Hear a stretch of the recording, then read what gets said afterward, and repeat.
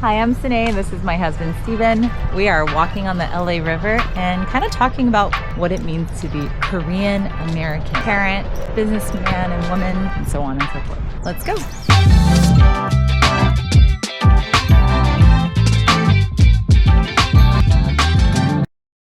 What does it mean to you to be Korean American?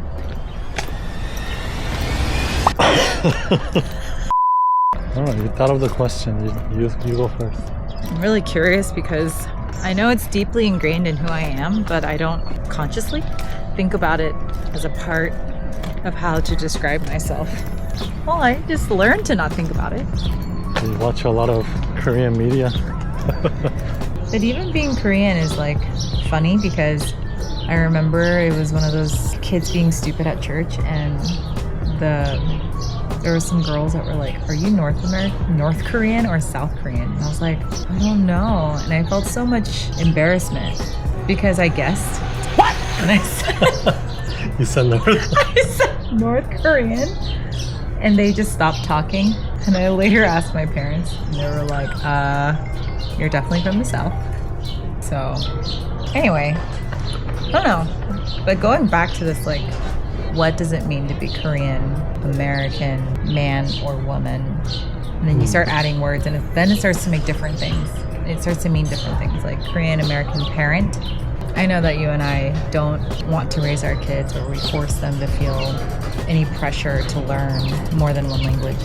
I just know I grew up with my dad always saying, like, "You're Korean, you should speak Korean." I was like, okay, then teach me. But with our kids, you know, English is their first language. But we did start Korean school. I guess language is a big part of being different. Language is like a big part of that. It's getting hot. Yeah. I'm sweating. Okay. Drinking a hot drink. My hot drink. The sun is real. It's nice. Yeah. I don't know. For me, the cultural aspect and like the traditions and those things are so precious in that way because like it is not as celebrated as much as it is in Korea, and I want my kids to know those traditions and cultures. I don't know. I guess it's not that important, but to them, I still want to provide that avenue for them to like at least experience it consistently, so that they're able to say that is part of who they are and their roots are. I mean, I am proud of what Korea and the Korean society and Korean culture and the Korean economy has achieved in the past 30 plus years since I've immigrated out of it. And I'm so grateful that it's like associated with so many positive things. We're lucky, I guess, because we come from at least a country that is kind of has its own brand, has its own like reputation. I didn't contribute to that.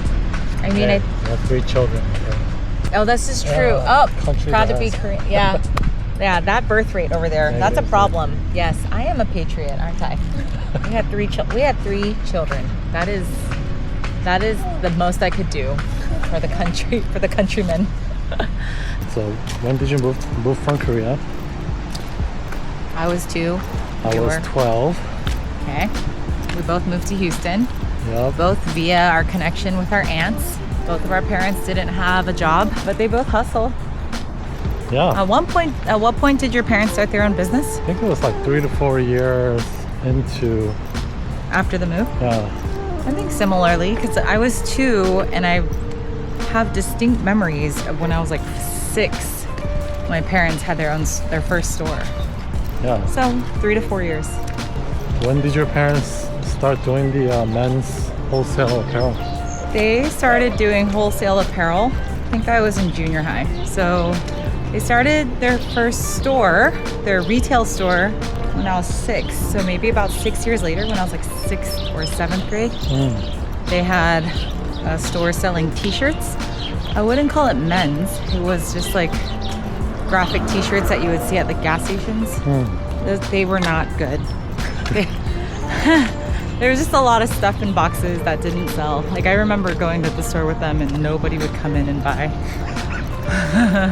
There was that, and I think my dad decided from there that selling basics would be better.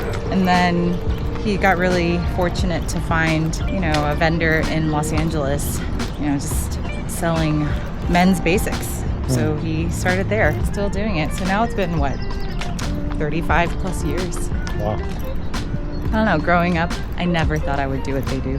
I didn't know what I wanted to do.